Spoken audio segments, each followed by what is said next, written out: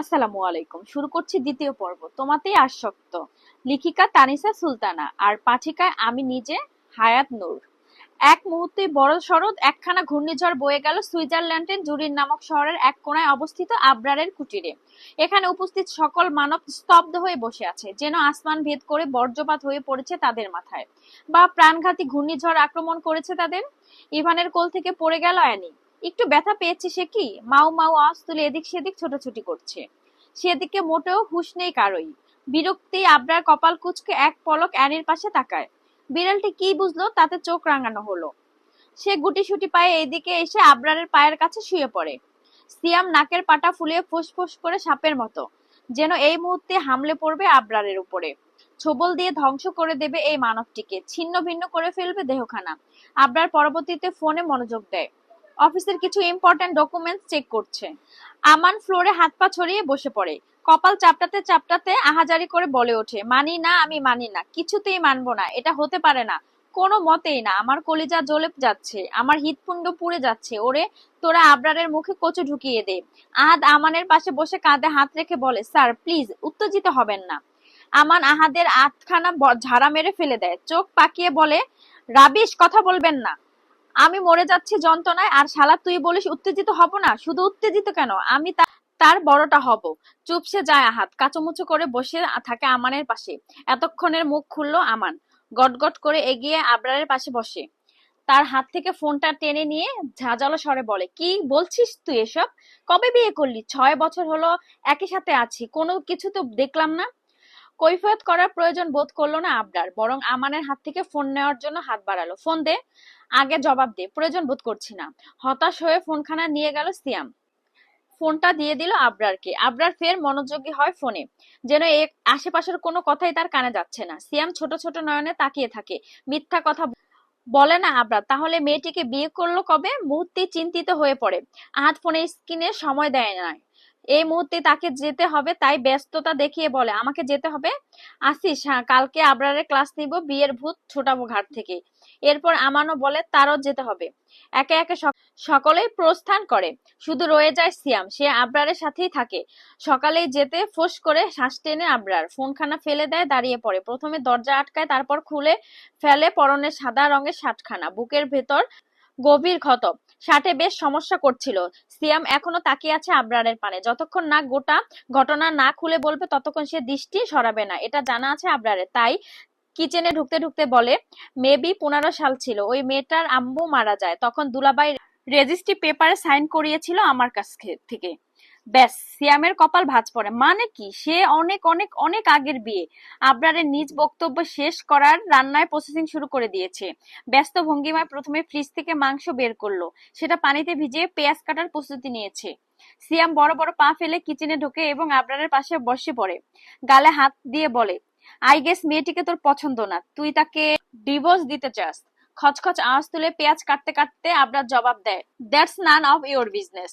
দূর, সহজ কথা সহজভাবে জবাব দিতে পারিস না? দেখ ভাই, তাকে আমার ভালো লাগে, ভীষণ ভালো লাগে। একটা পুতুল সে, তুই তাকে পছন্দ করিস না। তাছাড়া তোদের বিয়েও কোনো ঠিকঠাক নেই। ভাই, আমাকে ওকে দিয়ে দে, আই প্রমিস বুকের ভিতর আগলে রাখবো। Trust me bro. জবাব দেয় না আবরার, একটু বিচলিত হয়ও না, চুপচাপ নিজের কাজ করতে থাকে। বিরক্ত হয় সিয়াম, তবে এইটুকু বুঝতে পারছে আবরার মেয়েটিকে 0% পছন্দ করে না। মনে মনে বেশ খুশি হয়।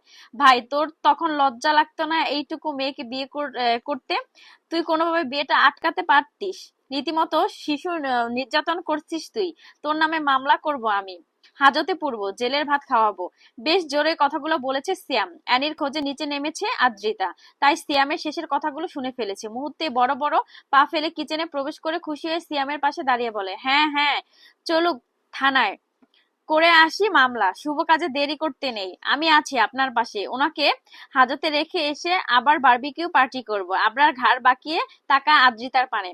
সদ্য গোসল করেছে বোধহয়, লম্বা চুলগুলো বাঁধন ছাড়া ছাড়া করে রেখেছে। ঘন কালো চুলগুলো ছড়িয়ে ছিটিয়ে আছে গোটা পিঠ জুড়ে, ভীষণ স্নিগ্ধ লাগছে। সিয়াম হাঁ করে খানিকক্ষণ তাকিয়ে থাকে, চোখের পলক পড়ছে না যেন। একটু চেপে দাঁড়ায় আদ্রিতার দিকে, আনমনে বলে ওঠে, ভীষণ সুন্দর তুমি আদ্রিতা, ঠিক যেন পরি। আদ্রিতার কানে সিয়ামের কথাগুলো বোধহয় ঢুকলো না। কেননা ততক্ষণ তার নজর পড়েছে আবরারের প্রশান্ত বাহুতে। নির্লজ্জ লোক কোথাকার, বাড়িতে একটা নাদুস নুদুস ছোট্ট মেয়ে আছে, তারপর খালি গায়ে নাচছে, চরিত্রহীন। নিজ ভাবনার মাঝেই শুনতে পায় লোকটা সেই চিরচেনা গম্ভীর কণ্ঠস্বর। কি চাই এখানে? নড়েচড়ে আদ্রিতা সিয়ামের দৃষ্টি ফিরিয়ে নেয়। শুকনো ঢোক গিলে আদ্রিতা মুখ বাঁকিয়ে জবাব দেয়, কিছু চাই না, এমনি এসেছি। সারাক্ষণ রুমে বসে থাকতে পারি না আমি। আবরার ছুরি আদ্রিতার দিকে তাক করিয়ে এদিকে আসতে আসতে বলে, মুখ বাঁকানি নাই, ওয়ার্নিং দিলাম। আদ্রিতা বড় বড় চোখ করে পিছিয়ে যেতে থাকে। সিয়াম ঘাবড়ায় একদম আদ্রিতার নিকটে দাঁড়িয়ে ছুরিখানা গলায় চেপে দাঁতে দাঁত চেপে বলে, এটা আমার বাড়ি, যখন তখন রুম থেকে বের হওয়া যাবে না, এখানে সেখানে ঘুরঘুর করা যাবে না, ইটস মাই অর্ডার। গলা শুকিয়ে আসে আদ্রিতার। লোকটা কি তাকে মেরে ফেলবে? সে কি ডাকাত? আল্লাহ, এখন কে বাঁচাবে? ভয়ঙ্কর দৃষ্টিতে তাকায় সিয়ামের পানে, ইশারায় বলে, আমাকে বাঁচাও। সিয়াম ইশারায় বোঝায়, আমি কিছু করতে পারবো না। আদ্রিতা আবরারের টলটলে লাল চোখের পানে এক পলক তাকিয়ে রিনরিনিয়ে বলে, এমন করছেন কেন? আমি তো কিছু করিনি, আমাকে মেরে ফেলবেন না প্লিজ, এখনো বাচ্চা কাচ্চার মুখ দেখা বারণ। আবরার ছুরিখানি শব্দ করে ফেলে ফ্লোরে এবং শক্ত করে আদ্রিতার হাতখানা মুঠো করে ধরে। সিয়াম এবার একটু সাহস পেল বোধ হয়। এক পা এগিয়ে বলে, আবরার, কি করছিস তুই? ধরছিস কেন ওকে? আবরার চোখ পাকিয়ে তাকায় সিয়ামের মুখের পানে, আঙ্গুল তুলে বলে, she is my personal property Siyam. Siyam চুপ করে যায় এবং মাথা নিচু করে ফেলে। আবরার টানতে টানতে নিয়ে যেতে থাকে আদ্রিতাকে। আরে আরে, কি করছেন? টানাটানি কেন করছেন? এটা কিন্তু ঠিক না, মা আসুক বাড়িতে, আমি সব বলে দিব। নন স্টপ বকবক করতে থাকে আদ্রিতা, কিন্তু থামাতে পারে না আবরারকে। টানতে টানতে নিয়ে আসে আদ্রিতার জন্য বরাদ্দকৃত কক্ষে, ধাক্কা দিয়ে ফেলে দেয় কক্ষের ভিতরে, তারপর বাইরে থেকে দরজা বন্ধ করে দেয়। চাপা আর্তনাদ ভেসে আসছে ভিতর থেকে। হুমড়ি খেয়ে ফ্লোরে পড়ে যাওয়ার ফলে বেশ ব্যথা পেয়েছে পা এবং হাতের কনুয়ে। জোরে জোরে শ্বাস টেনে নিজেকে শান্ত করার পায়তারা চালায় আবরার। ছোট্ট একখানা কক্ষ দেওয়া হয়েছে আদ্রিতাকে। সেখানে আসবাবপত্র বলতে এই একটা ড্রেসিং টেবিল, খাট এবং কারবার্ড। আর কক্ষের সাথে ছোট্ট একটা বারান্দা রয়েছে। সেই বারান্দা হতে বিশাল পাহাড় দেখা মেলে। গাঢ় সবুজের রঙে উঁচু উঁচু পাহাড় দেখলে মন্দ লাগে না। এদেশে বোধহয় পাখির সংখ্যা কম, তাই তো এই সোনালী সন্ধ্যায় কিচিরমিচির আওয়াজ ভেসে আসে না। ঝাঁক বেঁধে আপন নিরে ফেরার দৃশ্য চোখে পড়ে না। কেমন জানি ফাঁকা ফাঁকা লাগছে শহরটা। এই শহরের বাতাস প্রশান্তি খুঁজে পাচ্ছে না আদ্রিতা।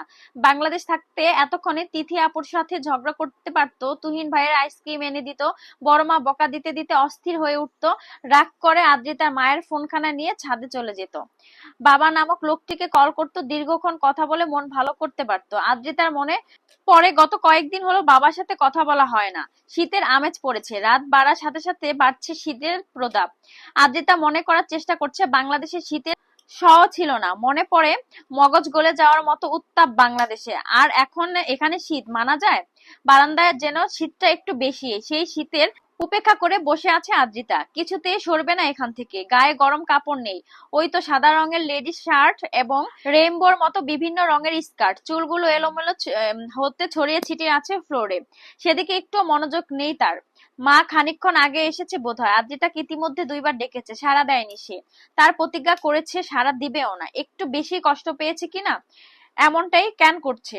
তখন আবরার বাইরে থেকে দরজা বন্ধ করে রেখে গেল, পরে আদ্রিতা ভেতর থেকে বন্ধ করে রেখেছে, আর সেই কক্ষ থেকে বেরো হয়নি। তবে না ওই পাষাণ পুরুষের মুখোমুখি, দেখবে না ওই মুখখানা তাকে।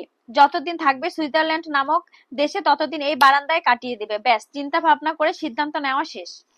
এদিকে দক্ষ হাতে গরুর মাংস এবং খিচুড়ি ভুনা রান্না করে ফেলে আবরার। সিয়ামও টুকটাক বেশ সাহায্য করেছে। বহু বছর বিদেশের মাটিতে পড়ে থাকলেও বাঙালির খাবার বেশ পছন্দ আবরারের। সেই জোর ধরে রান্নাটুকু শিখেছে। মাঝের মধ্যে বন্ধুরা মিলে হরেক রকমের রান্নার আয়োজন করে। সিয়াম টমেটো, শসা এবং কাঁচা পেঁয়াজ কাটছে সালাদের জন্য। সেই তখন থেকে গাল ফুলিয়ে রেখেছে। সর্বক্ষণ বকবক করা সিয়াম আজকে চুপচাপ কাজ করে যাচ্ছে। আবরার অবশ্য সেদিকে খেয়াল দিচ্ছে না। ধীর গতিতে অ্যানি কিচেনে ঢোকে। চোখ মুখ তার বড়ই ক্লান্ত, তবে হবে না কেন? ইতিমধ্যেই গোটা বাড়ি 2 বার চক্কর দিয়ে ফেলেছে। তারপরও আদ্রিতাকে না পেয়ে হতাশ সে। কোথায় গেল তার মাম্মাম? অ্যানির পানে নজর পড়তেই সিয়ামের ঠোঁটের কোণে হাসি ফুটে ওঠে। ছুরিখানা নামিয়ে টি শার্টের হাত মুছে নেয়। অতঃপর হাঁটু মুড়ে বসে কোলে তুলে অ্যানিকে। নরম তুলতুলে শরীরে ঠোঁট দাবিয়ে চুমু খায়, শব্দ করে এবং সুধায়, কোথায় গিয়েছিলে তুমি? তোমার বিরহে আমি আধমরা হয়ে যাচ্ছিলাম। বিড়াল ছানাটি বেশ বিরক্ত। সে অপরিচিত মানুষের কোলে উঠতে চায় না, তার ওপর আবার চুমু। সিয়ামের হাতে থেকে ছাড়া পাওয়ার জন্য ছোটাছুটি করে ওঠে, মিউ মিউ আওয়াজ তুলে ছেড়ে দিতে বলে। তবে সিয়াম ছাড়ে না, বরং আরো একখানা চুমু খেয়ে বসে। উফ শালা, কোলে থাক, তোর মায়ের কাছে নিয়ে যাব বলেই দাঁড়িয়ে পড়ে। আবরারের উদ্দেশ্য করে বলে, ব্রো, টমেটো 1 পিস কেটেছি, বাকিগুলো তুই কেটে নিস, আমি আদ্রিতাকে ডেকে আনি, ঠিক আছে? এটা বলেই বড় বড় পা ফেলে কিচেন ত্যাগ করে সিয়াম। আবরারের কোনো ভাবান্তর হয় না, সে নিজ গতিতে কাজ করে যাচ্ছে, যেন সিয়ামের কথা শুনতেই পায়নি। অহনা এবং তার বাচ্চাকে সাথে করে এনেছে আতিয়া বেগম। এই মুহূর্তে কিছুতেই মেয়েকে শ্বশুর বাড়িতে যেতে দিবে না। মা আর শাশুড়ি কি এক হলো? মায়ের মতো যত্নদার কখনোই শাশুড়ি করতে পারবে না। আবরার ছোট ছোট নয়নে বোন এবং বাচ্চাটিকে দেখছে। 5 দিন হলো বাচ্চাটি দুনিয়াতে এসেছে, অথচ একবারও আবরার হসপিটালে যায়নি দেখতে। ওর সব বন্ধুই গিয়েছে। সিয়াম 3 রাত্রি হাসপাতালে কাটিয়েছে, এমনকি অহনাকেও হাসপাতালে সিয়ামই নিয়ে গিয়েছিল। ড্রয়িং রুমের সোফায় বসে আছে অহনা, তার কোলে ছোট্ট ছানাটি। সে হাত পা নাড়িয়ে খেলছে। আতিয়া বেগম ব্যস্ত ভঙ্গিমায় কিচেনের খাবার বানাচ্ছে অহনার জন্য। আবরারের রান্না করা গরুর মাংস, ভুনা খিচুড়ির খাওয়া বারণ অহনার। সিয়াম আদ্রিতার কক্ষের সামনে গিয়ে দাঁড়ায়, 2বার টোকা দেয়। কোনো রেসপন্স না পেয়ে শুকনো কাশি দিয়ে গলা পরিষ্কার করে নেয়, তারপর নরম স্বরে বলে, আদ্রি, অহনা এসেছে তার ছানা নিয়ে। কি যে কিউট, তুমি কোলে নিবে? অভিমানী আদ্রিতা অভিমান গোলে জল হয়ে যায়। ছোট্ট বাচ্চা তার বড়ই ভালো লাগে। বাংলাদেশে তাদের পাশের ফ্ল্যাটে একটা বাচ্চা ছিল।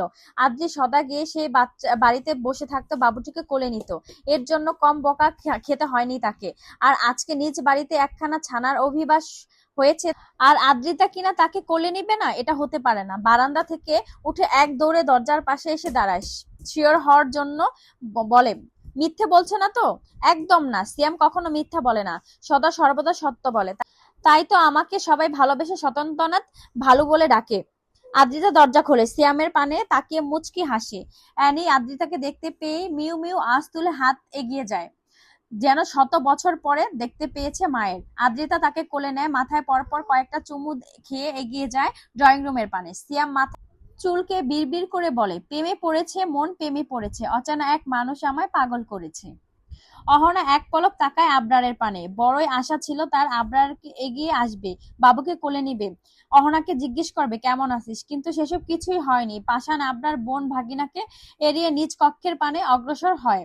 আঁখি পল্লব ভিজে ওঠে অহনার। কি করছে সে? কেন এত দূরত্ব তাদের দুই ভাই বোনের মধ্যে? অনেক ভেবেও বুঝতে পারে না তার দোষটা কোথায়। আবরার তো ছোট থেকে এমন, বাবা মা বোন কারোর প্রতি তার তেমন টান ছিল না। আল্লাহ তাকে হার্টলেস বানিয়েছে হয়তো। আদ্রিতা ঝড়ের গতিতে এগিয়ে আসে, অহনার পাশে বসে, বাবুর পানে তাকিয়ে একগাল হেসে বলে, আসসালামু আলাইকুম আপু, কেমন আছেন? আমি আদ্রিতা, চিনতে পেরেছেন আমায়? অহনা মৃদু হাসে, ওয়ালাইকুম আসসালাম, চিনেছি তোমায়। বাবুকে একটু কোলে দিবেন? আমি হ্যান্ড ওয়াশ দিয়ে হাত ধুয়ে এসেছি। অহনা আদ্রিতার কোলে দেয় বাবুকে। সে কি খুশি! আদ্রিতা একটু পরপরই চুমু খাচ্ছে বাবুর মাথায়, হাতে, নাকে, কানে এবং খিলখিল করে হেসে উঠছে। অ্যানি এসে আদ্রিতার পায়ের কাছে বসে পড়ে, কুটুর কুটুর নয়নে দেখতে থাকে তার মনিবকে এবং লেজ নাড়াতে থাকে। যেহেতু অহনা অসুস্থ এবং সিঁড়ি বেয়ে যাতায়াত করতে পারবে না, তার জন্য নিচের একটি কক্ষ বরাদ্দ করা হয়েছে। সেই কক্ষে চলে যায় অহনা। বড্ড ক্লান্ত লাগছে তার, একটু রেস্ট নেবে। বাচ্চার দায়িত্ব আদ্রিতাকে দিয়ে গিয়েছে। আতিয়া বেগম রান্না শেষ, তিনি চলে যান অহনাকে খাওয়াতে। দীর্ঘক্ষণ বাবুকে নিয়ে বসে থাকে আদ্রিতা। ভালোই লাগছে এতক্ষণ, তবে এখন পিঠ চুলকাচ্ছে। বাবুকে সে 2 হাত দিয়েই ধরে রেখেছে, একদম ছোট্ট এবং তুলতুলে, যদি পড়ে যায় সাবধানে, মার নেই। অগত্য পিঠ চুলকাতে ব্যর্থ হয়ে এদিকে ওদিকে দৃষ্টি ফেরায়, কেউ এসেছে কিনা দেখছে। আসলে তো একটু চুলকে দিতে পারতো, কাজের সময় কাউকে পাওয়া যায় না, এটাই হচ্ছে মুখ্য বিষয়। বিরক্ত আদ্রিতা বিড়বিড় করে বকা দিতে থাকে সবাইকে। তখনই দেখতে পায় আবরার নামছে সিঁড়ি বেয়ে, শুট বুট পরে, চুল টুল খাড়া করে। লাট সাহেব যেভাবে হাঁটে সেইভাবেই সিঁড়ি অতিক্রম করছে বলিউড হিরো আবরার তাসনিন।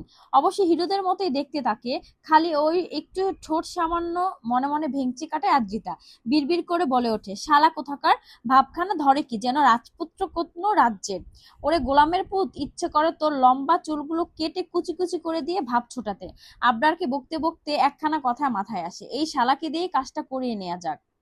বেমালুন ভুলেই গিয়েছিল খানিকক্ষণ আগে এই পাষাণ লোকটা তাকে রুমবন্দি করে রেখেছিল। শুকনো কাশি দিয়ে গলা পরিষ্কার করে নেয় আদ্রিতা, তারপর বলে ওঠে, বড় ভাই, পিঠ চুলকানিটা আমাকে একটু এনে দিবেন তো? আবরারের পা থেমে যায়, ভ্রু কুচকে তাকায় আদ্রিতার পানে। পিঠ চুলকানি চিনেন? ওই যে লম্বা করে দাঁত থাকে 4টা, জামার ফাঁকা দিয়ে ঢুকিয়ে অনায়াসে পিঠ চুলকানো যায়, চেনেন না?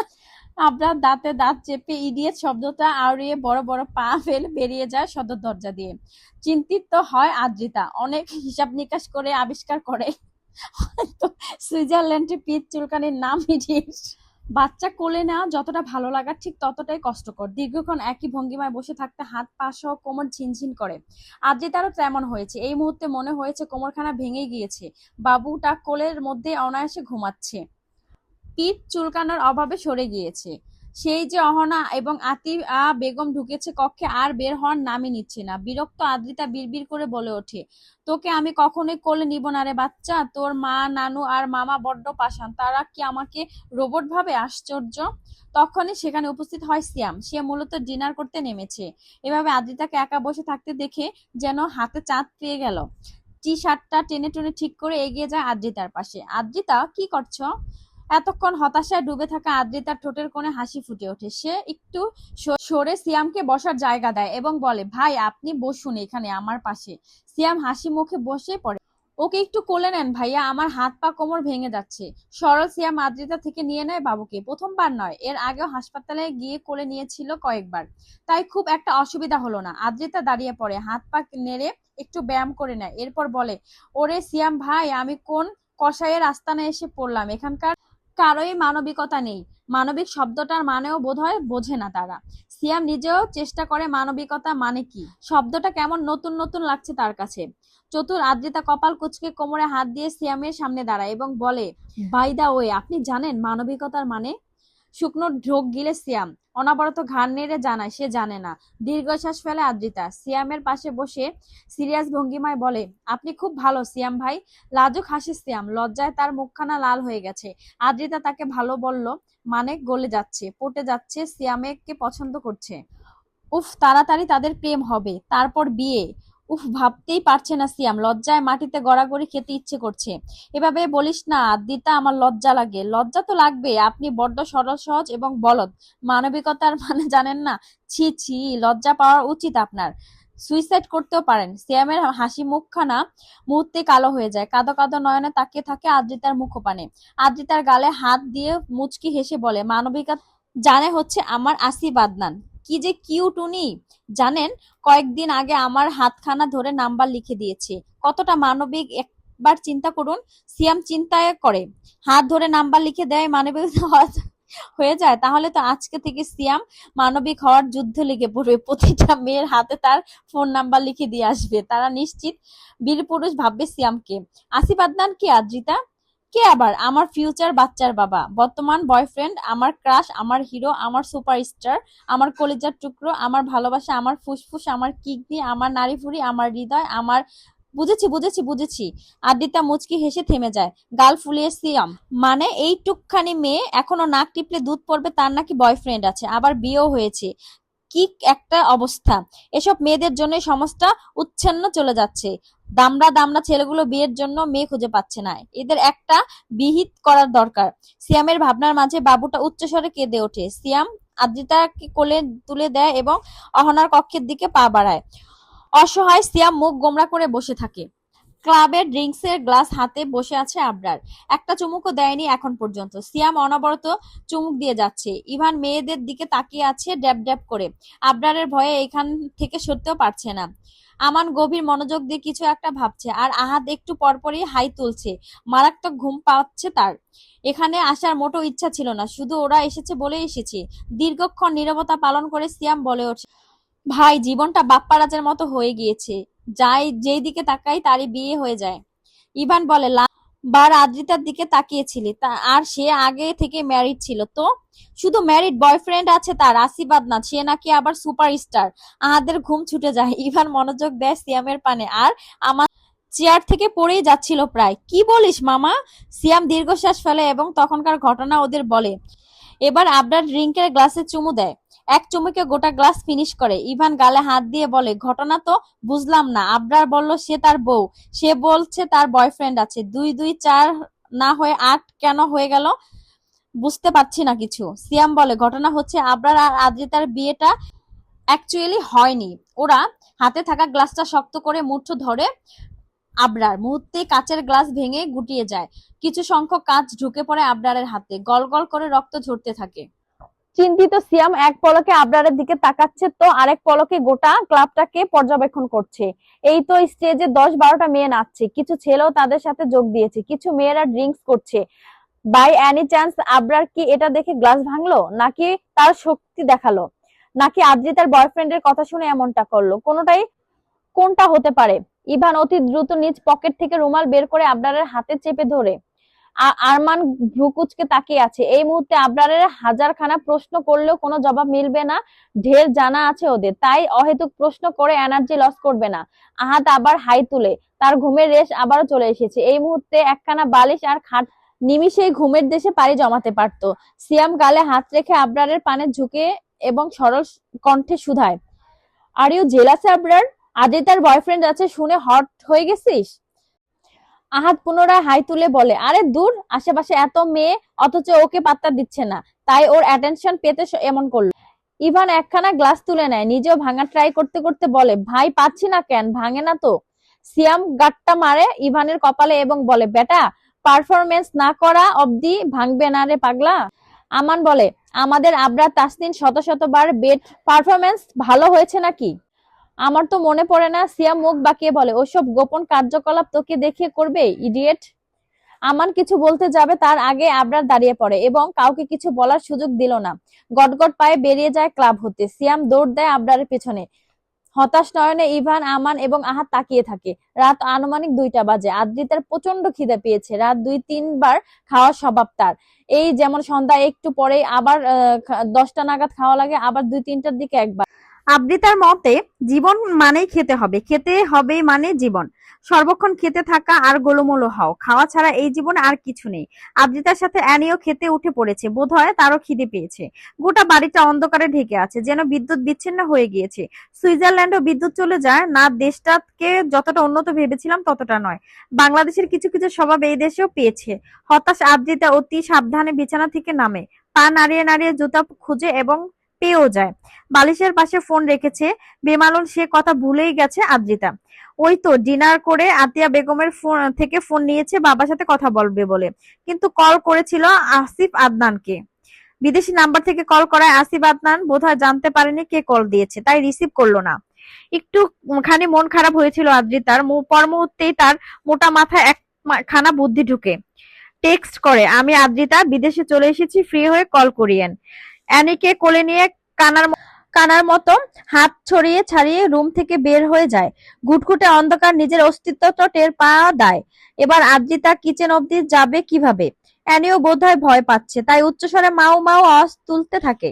আদ্রিতা চটজলদি চেপে ধরে অ্যানির মুখ, হুঁশিয়ারি দিয়ে বলে, চুপ কর বেয়াদব, এই বাড়িতে একটা গন্ডার আছে, তোর শব্দ পেলে বাঘের মতো গর্জন তুলে এদিকে আসবে, খেপা ষাঁড়ের মতো হুংকার তুলে ধমক দিবে, একবারও ভাববে না আমার মতো হাতির ভয়ে বাচ্চা বাচ্চা আদ্রিতা মূর্ছা যেতে পারে। বাকিটা শেষ করার আগে শক্তপোষণ কিছুর সাথে ধাক্কা খায় আদ্রিতা। ছিটকে পড়ার আগে একজোড়া শীতল হাত জাপটে জড়িয়ে ধরে আদ্রিতার কোমর। একজোড়া অধর এসে ঢেকে আদ্রিতার কপালে। ভূমিকম্পের নয় কেঁপে ওঠে মেয়েলি কায়া। বিড়াল ছানাটি পড়ে গিয়েছে ফ্লোরে এবং গলা ছেড়ে চিৎকার করে যাচ্ছে মিউ মিউ। আবরার আদ্রিতাকে সোজা করে দাঁড় করিয়ে কোমর থেকে হাত ছড়ায় চাপা গম্ভীর স্বরে শুধায়, এখানে কি চাই? আদ্রিতা স্বস্তির নিঃশ্বাস ফেলে, যাক বাবা, বাঘের কাছাকাছি চলে এসেছে। এখন অন্ধকার, ভূতপ্রেত কোনো কিছুরই ভয় নেই। বাঘ ঠিক ঢিসুম ঢিসুম করে সবগুলোকে বৃন্দাবনে পাঠিয়ে দিতে সক্ষম হবে। আদ্রিতা চঞ্চল ভঙ্গিমায় অ্যানিকে খুঁজতে খুঁজতে জবাব দেয়, আর বলিয়েন না, সুইজারল্যান্ড আমার বালের দেশ। এখানে কারেন্ট থাকে না, বাংলাদেশের মতো অউন্নত দেশ একটা, আর আপনাকে বলিহারি। এত বড় বাড়ি কিনেছেন, একটা জেনারেটর কিনতে পারেননি, সেসব বাদ দিলাম, একটা চার্জার লাইট তো কিনতে পারেন। বেচারা আমি। বাকিটা শেষ করার আগে বাড়িটার কানায় কানায় আলোকিত হয়ে যায়। আশ্চর্য আদ্রিতা খানিকটা ঘুরে ঘুরে দেখে পরপর খুশি হয়ে যায়। এই তো কারেন্ট চলে এসেছে। আমার না ভীষণ খিদে পেয়েছে, খেয়ে আসি। ঠিক আছে বড় ভাই, বলে অ্যানিকে কোলে তুলে নেয় এবং গটগট পায়ে নেমে পড়ে নিচে। বলা তো যায় না আবরার কখন কারেন্ট চলে যায়। কারেন্ট থাকতে থাকতে খাওয়া শেষ করতে হবে। আবরার বিরক্তির নিঃশ্বাস ফেলে বিড়বিড় করে বলে, ডিসগাস্টিং। ভীষণ সুস্বাদু খিচুড়ি। পেট পুড়ে খেয়ে ঢেকুর তুলে আদ্রিতা। অ্যানিকেও দিয়েছে, সেও লক্ষ্মী বাচ্চার মতো চেটেপুটে খেয়েছে। এবার দুইজনের পেট ঠান্ডা হয়েছে। বেসিনে থালা রেখে আসার পথে খেয়াল করে টি শার্টে রক্ত লেগে আছে। এবার আবার রক্ত আসলো কোথা থেকে? চিন্তিত আদ্রিতা দাঁত দিয়ে নখ কাটতে কাটতে পায়চারি করে। কোথা থেকে আসলো, কোথা থেকে আসলো? তারপর মনে পড়ে আবরার তার কোমর জড়িয়ে ধরেছিল। বাই এনি চান্স আবরারের হাত থেকে রক্ত লেগেছে? তার কি হাত কেটেছে? উদার মনে আদ্রিতা মায়া হয়, সে চট করে ভেবে ফেলে একবার দেখে আসবে। সে যেই ভাবা সেই কাজ। অ্যানিকে কোলে তুলে এক দৌড়ে এগিয়ে যেতে নেয় আবরারের রুমের দিকে। মাঝপথে দেখা হয় সিয়ামের সাথে। সে সবে বাড়িতে ঢুকলো। আদ্রিতা বলে ওঠে, সিয়াম ভাই, খেপা সার কি হাত কেটেছে? মিনিট দুয়েক সময় লাগে সিয়াম বুঝতে খেপা সার আসলে কে। যখন বুঝতে পারে ঠোঁটের কোণে হাসি ফুটে ওঠে। বাহ, মারাত্মক নাম দিয়েছে তো। বাহ আদ্রিতা, সুন্দর নাম দিয়েছে তো। রাখুন সুন্দর নাম। কেটেছে কিনা বলুন। কেটেছে তো। আবরার তাসনিনের কাচের ড্রিঙ্কস এর গ্লাস মুঠো করে ধরেছিল। ব্যাস, গ্লাস ভেঙে গুড়িয়ে গেল। অসংখ্য কাচ তার হাতে ঢুকে গেল। আঁখি পল্লব বড় বড় হয়ে যায় আদ্রিতার। খেপা সার তাহলে হিরো হওয়ার পায়তারা শুরু করেছে। দেখতে শুনতে খারাপ না, হিরো হলেও হতে পারে। তবে এখনই তার মাটিতে পা পড়ে না। হনুমানের মতো ব্যবহার করে। একবার হিরো হয়ে গেলে সে তো আসমানে উড়বে। ভাই আমি যাচ্ছি, হ্যাঁ, তার হাতটা দেখে আসি। সিয়াম কিছু বলবে তার সুযোগ না দিয়ে এক দৌড়ে চলে যায় আদ্রিতা। একদম আবরারের কক্ষের সামনে গিয়ে থামে। অ্যানিকে কোল থেকে নামিয়ে আসতে করে ধাক্কা দেয় দরজায়। ব্যাস, খুলে যায়। আদ্রিতা দাঁত দিয়ে ঠোঁট কামড়ে মাথাখানা ঢুকিয়ে দেয়। সাথে সাথে স্তব্ধ হয়ে যায়। এসব কি দেখছে? ছি ছি ছি, লোকটা এত অশ্লীল। আদ্রিতা একবার ভেবে নেয় মাথা সরিয়ে নেবে, শত হোক ভাই তো। পর মুহূর্তে ভাবে, আদ্রিতা দেখে নেই, এরকম হট হট দৃশ্য আর কখনোই দেখতে পাবি না। অশ্লীল জিনিস সকলেরই নজর বেশি। একবার ভুল করে তাকিয়ে দ্বিতীয়বার ইচ্ছে করেই চোখ দুটো সেদিকে চলে যায়। এটা আদ্রিতার ক্ষেত্রে নাকি সকলের ক্ষেত্রে জানা নেই তার। শুধু জানে এই মুহূর্তে দৃষ্টি সরাতে মন চাচ্ছে না। মন বলছে দেখতে থাকো, দেখতে থাকো। এমন দৃশ্য সচরাচর সামনে পড়বে না। তার মস্তিষ্ক বলছে, ছি আদ্রিতা, তোর না বয়ফ্রেন্ড আছে, তুই না অন্য একজনকে ভালোবাসিস, তাহলে পরপুরুষের পানে নজর দিচ্ছিস কি করে? লজ্জা নেই তোর? আবরান তাসরিন নিজ কক্ষে ড্রেস চেঞ্জ করছে। শার্ট দীর্ঘক্ষণ আগেই খুলে ছুঁড়ে মেরেছে কোথাও একটা। আশেপাশে দৃষ্টি ফিরিয়ে শার্টের হদিশ পায়নি আদ্রি। আর জিন্স প্যান্টটাও এইমাত্র খুলে ফেললো। তার পরনে ছোট্ট একটা প্যান্ট, ধবধবে ফর্সা শরীর, কোথাও লোমের ছিটে ফোঁটাও দেখা যাচ্ছে না। বড় বড় চুলগুলো কপালে এসে পড়েছে। গোলাপি অধরে ভীমরুহু কামড়াচ্ছে মনে হয়। লাল লাল দেখাচ্ছে এবং একটু ফোলা ফোলা। ঠোঁট মেলে হাসতে সে জানে না। চাপদাড়িতে কণ্ঠনালীর উঁচু জিনিসটা ঢেকে ফেলেছে। বুকের দুই পাশে দুটো কয়লা।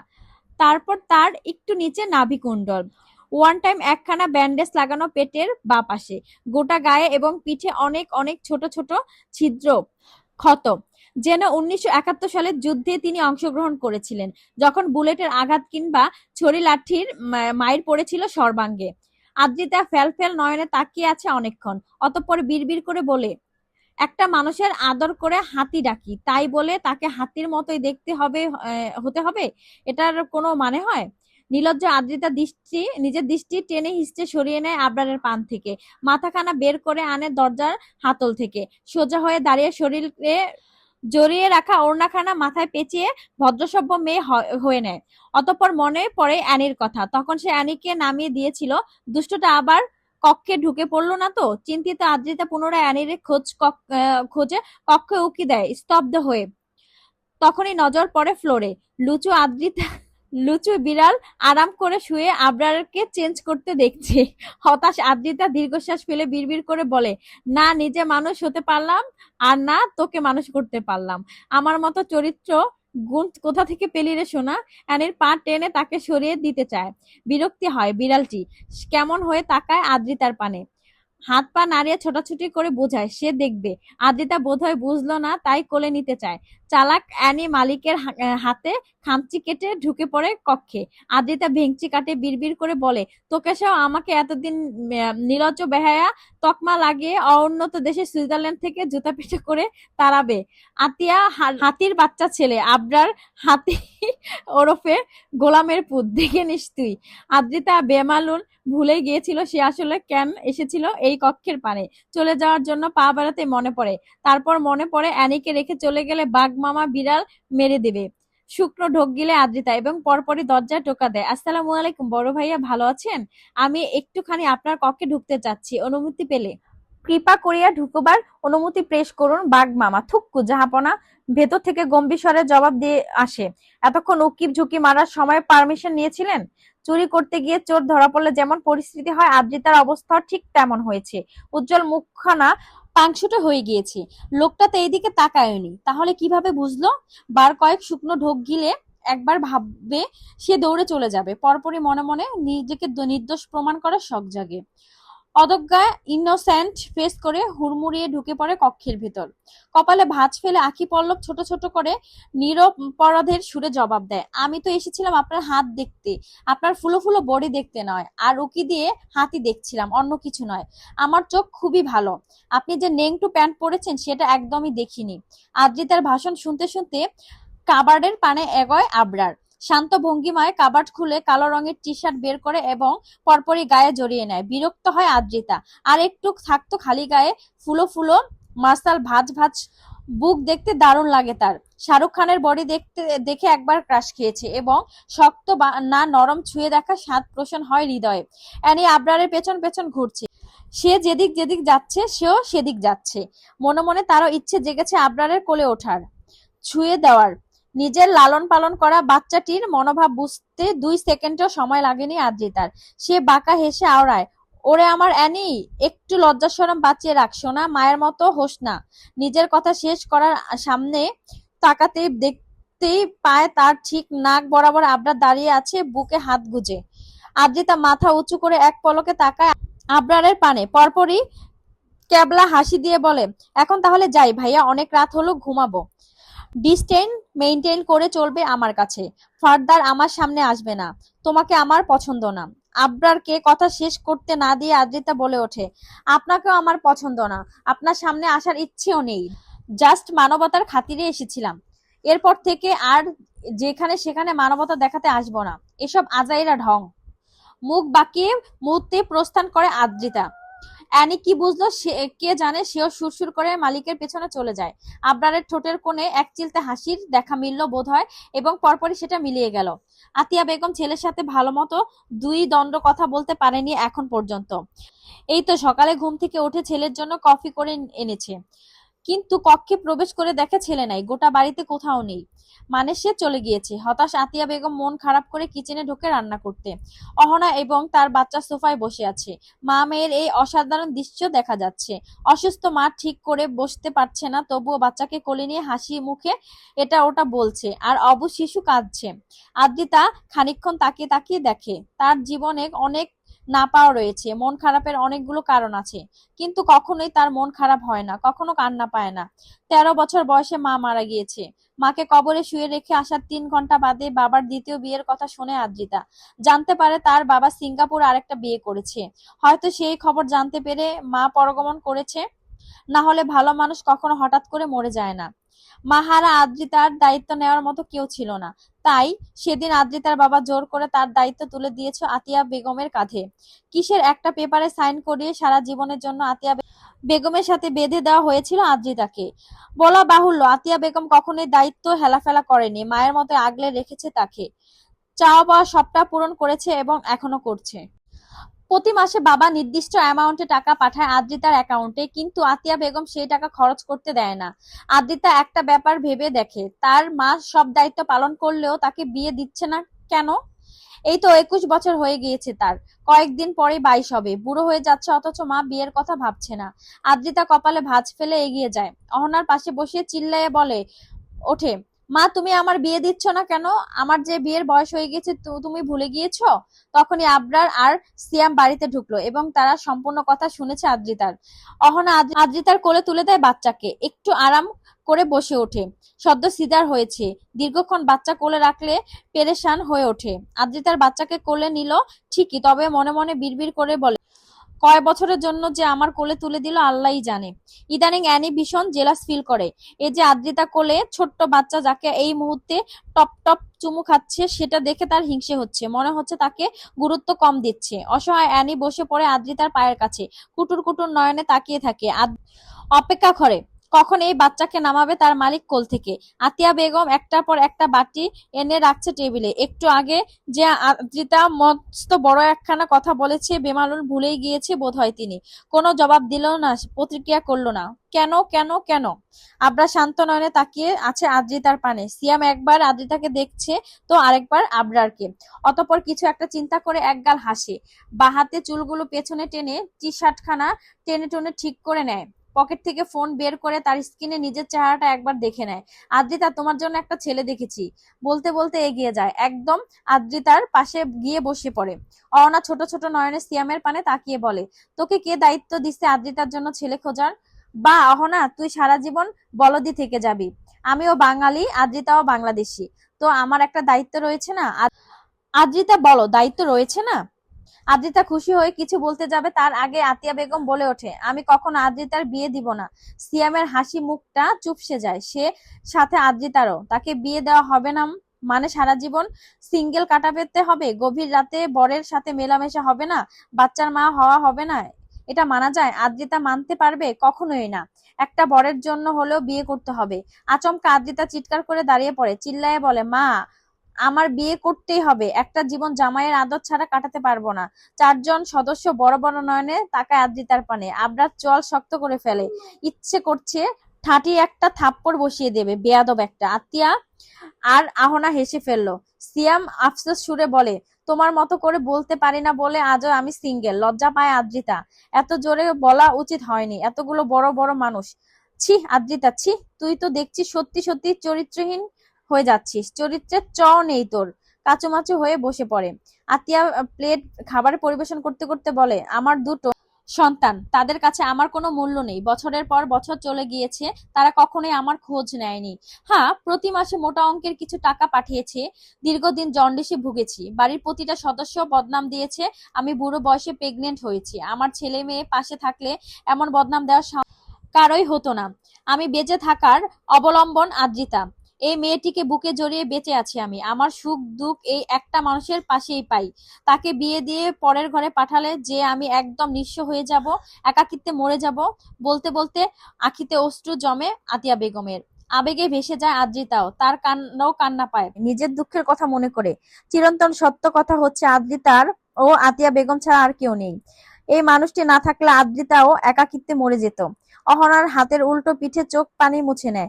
সবাইকে সেন্ট্রি খেতে দেখে আদ্রিতা বলে ওঠে, ইস মা, তোমার যদি আরো একটা ছেলে থাকতো তাহলে তাকে আমি বিয়ে করতে পারতাম। তারপর সারা জীবন একসাথেই থাকতাম, দারুণ হতো না? আবরার বড় বড় পা ফেলে নিজের কক্ষের পানে অগ্রসর হয়। এতক্ষণ কেউ তাকে খেয়াল করেনি।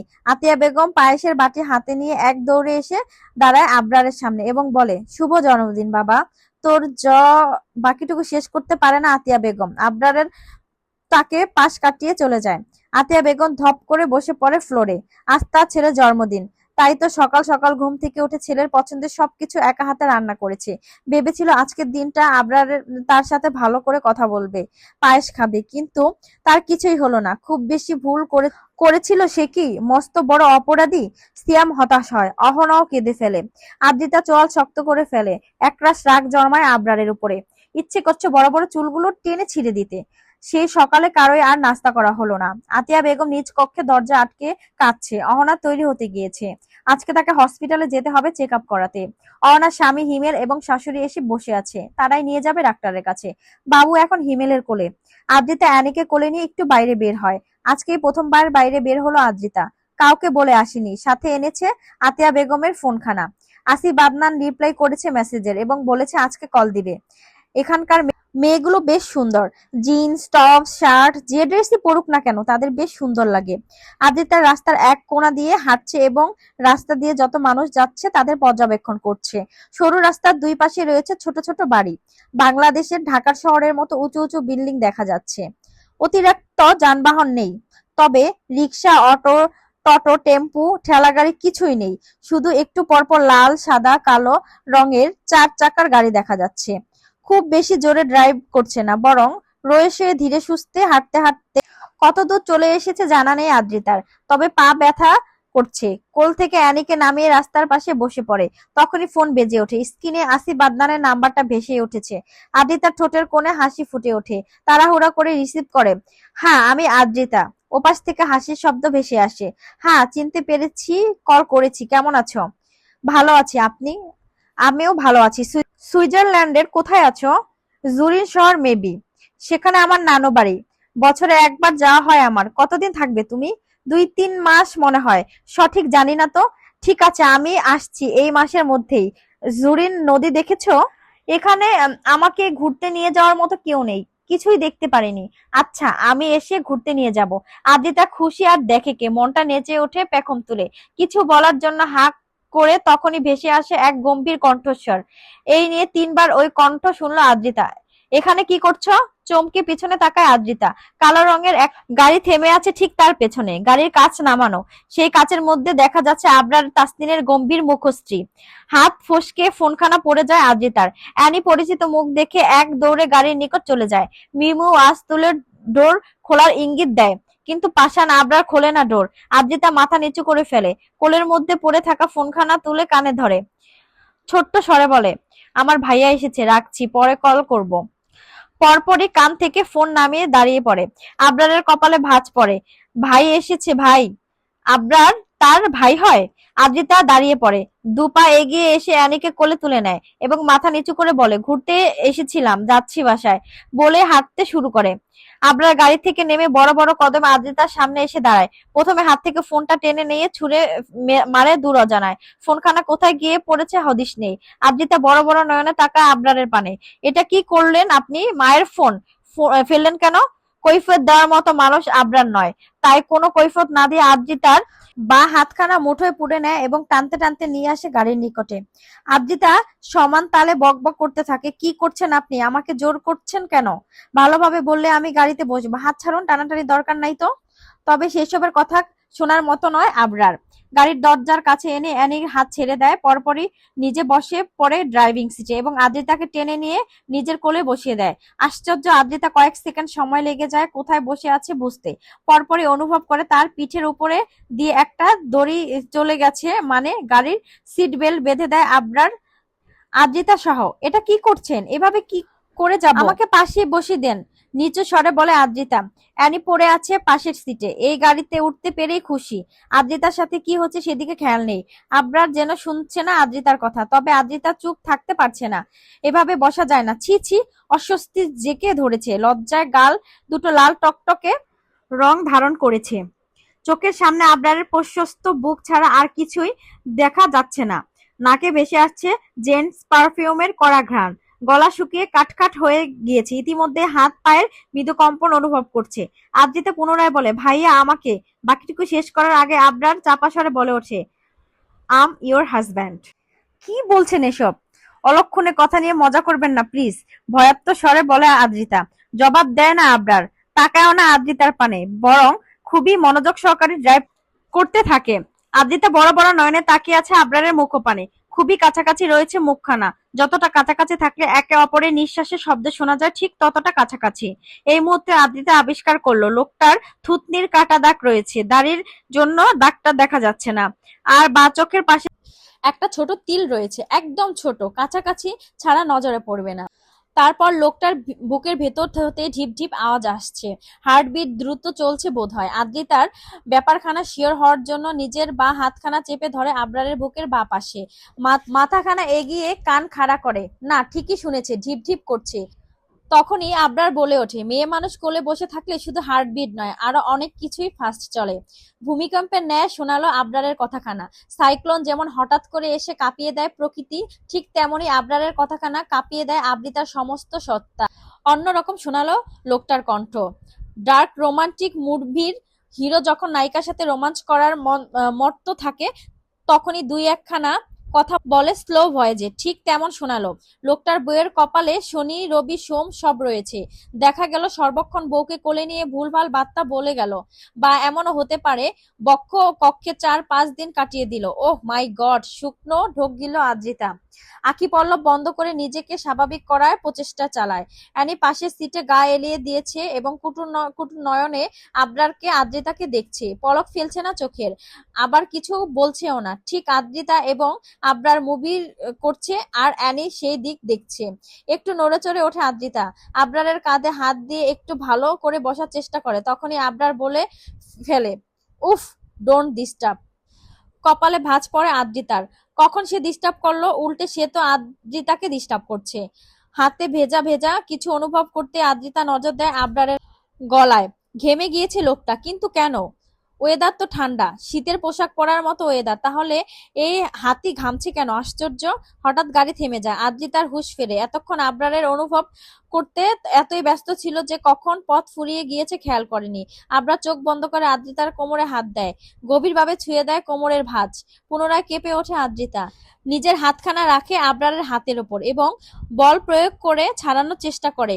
রিনরিনিয়ে বলে, আহ, আমি নামবো। বিরক্ত হলো বোধহয় আবরার। চোখ মুখ কুঁচকে চোখ খুলল। আদ্রিতার নিচু মুখের পানে তাকিয়ে গম্ভীর স্বরে ভয়ঙ্কর কিছু অশ্লীল বাক্য আওড়ায়। আদ্রিতা মুখ চোখ ছিটে বন্ধ করে ফেলে, কান দিয়ে যেন ধোঁয়া বেরোচ্ছে তার। ছি, লোকটা এত অশ্লীল। বিড়বিড় করে বলে, আপনি প্লিজ মুখ ফুলস্টপ মেরে থাকুন, মুখ খুললে ভূমিকম্প হয়ে যাবে।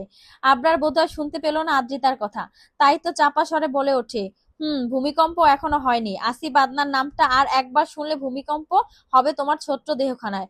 সহ করতে পারবে না, মরে যাবে। নিজ বক্তব্য শেষ করে সিট বেল্ট খুলে গাড়ির দরজা খুলে দেয় আবরার। আদ্রিতা যেন এটার অপেক্ষায় ছিল, তাড়াহুড়ো করে নেমে পড়ে আবরারের কোল হতে। কোনো দিক না তাকিয়ে এক দৌড়ে চলে যায় মূল ফটকের ভিতরে। দরজার সামনে দাঁড়িয়ে বুকে হাত দিয়ে জোরে জোরে দুটো শ্বাস টানে। এতক্ষণ যেন শ্বাস আটকে ছিল। লোকটা ভয়ঙ্কর, শুধু ভয়ঙ্কর নয়, নির্লজ্জ। ছি, কি সব কথা বলে, মুখের কোনো ব্রেক নেই। অসভ্য হাতি একটা। জিভ দ্বারা ঠোঁট ভিজিয়ে নেয় আদ্রিতা। কলিং বেল চেপে দাঁড়িয়ে থাকে। একবার পিছু ঘুরে উকি দিয়ে ফেলেছে ইতিমধ্যে। মনে হচ্ছে এই বুঝি লোকটা পেছনে চলে আসলো আর আবারও কিছু ভুলভাল বাক্য আওড়াবে আদ্রিতাকে। না না, ছি ছি, লোকটা আর এমন করবে না। অ্যানি আদ্রিতা পা ঘেঁষে দাঁড়ায়। সে মাত্রই দৌড়ে এলো।